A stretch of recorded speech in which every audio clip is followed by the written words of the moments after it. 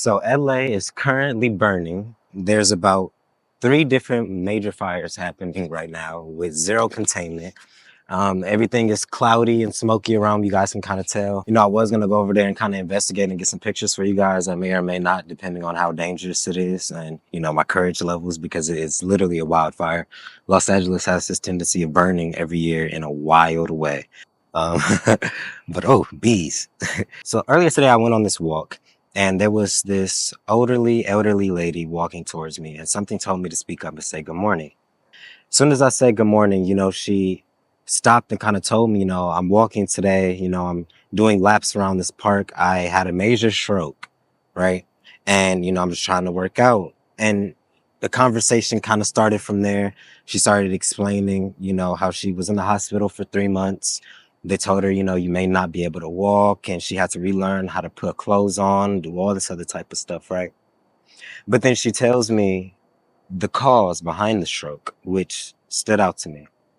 She told me that the reason why she had the stroke was because stress. She told me that she was in a relationship. She was married to her husband, and her husband was causing a lot of stress. She was very stressed out in the home. She was very stressed out in the relationship, and the marriage was her loyalty factor. So she stayed. In the process of her staying in an environment where it was very negative and very toxic, her stress, she became overloaded with stress and had a stroke that almost lost her. And she had a stroke that almost took her life.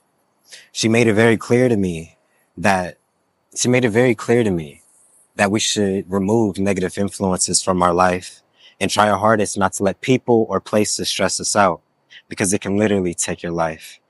And that was deep. Not a lot of people acknowledge emotional damage. Not a lot of people acknowledge mental damage. Emotional damage is a disease, in other words. Emotional damage is no different than any other disease that harms your body and is lethal, in other words.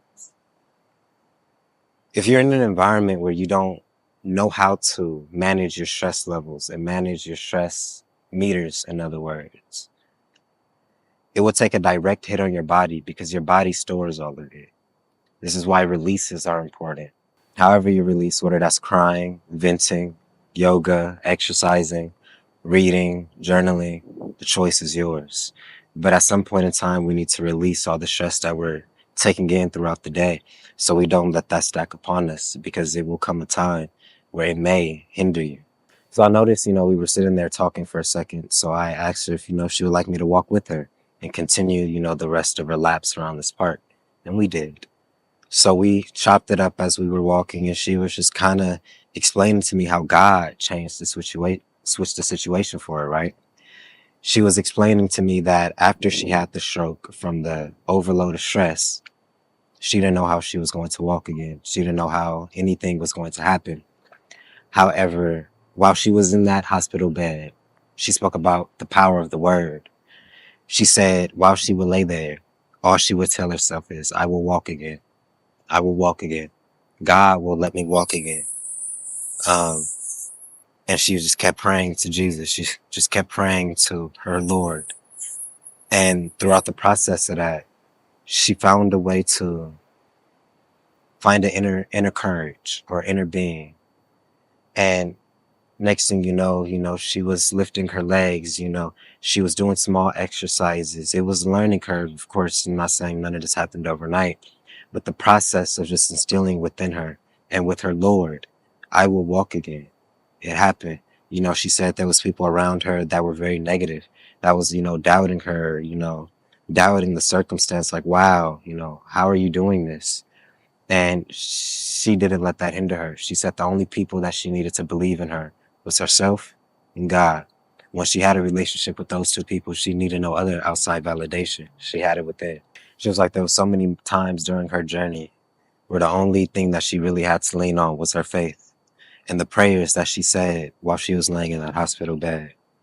So to fast forward, 4 or 5 months later, she's been consistent in her walking. She's been consistent in getting her steps in, which led me to her on this day. And, we were laughing, kind of walking back to the car, 'cause she was like, people would have never thought I would have walked out of that hospital and got in my car and drove off. The same car I'm driving in today that you're about to see me drive off in. This is a testament that, miracles and blessings do happen. And all because situations don't look like they're being favorable or don't look like it's something that's in your favor. It doesn't mean that God doesn't have you in his favor. Favor is very important. Favor is a blessing. When you realize you have favor, give gratitude and have patience and be at peace with the level of favor that you have. You no longer have to worry. God touches all of us. God hears all of us. God knows what we all want. When you have a relationship with the Most High, I promise you a lot of those prayers get answered. The only times where prayers seem to fall short is when we're looking for the outside world to help us do something that only God can do. Which also led me to something else that she said. It's like she was almost like a prophet in a way. She told me that she had to get to a point where she told people, you're asking of me to do things for you that only God can do. Only thing that I can do for you is pray for you. You have to go to God. You have to get strong in your word. You have to get strong in your prayer and your belief. And God will do what you're asking for. That is out of my control. That comes with a lot of clarity, and that's a lot of wisdom right there to understand that sometimes nobody can help you but yourself and your relationship to God, your faith. It's another level of strength. It's another level of inner being, courage. She then proceeded to tell me, because, I'm a lover. I'm a big lover boy. I guess she kind of felt my energy, and she told me, if you're going through heartbreak, let it be. Don't go back to the thing that's stressing you, because stress can take your life like it almost did hers. Be at peace with the fact that God removed something from your life that was sent to destroy you, and heal from it. Keep praying about it. Keep trying to release it. And over time, God will show you the avenue, and God will show you the pieces that you need to be freed from it. Emotional intelligence is very important, which is why I will always keep reiterating this across my platforms. Taking care of your mental and emotional stability and navigation system, knowing how to navigate those different emotions, will literally help you in your day-to-day life. She was an exhibit of somebody who almost let a relationship and bad mental health, bad emotional stability take her out the game. But God had her hand over that situation and allowed her to see the other side. So now she knew to not let stress and emotional stability damage her. And so she could pass the message on to me, so I could pass the message on to you guys.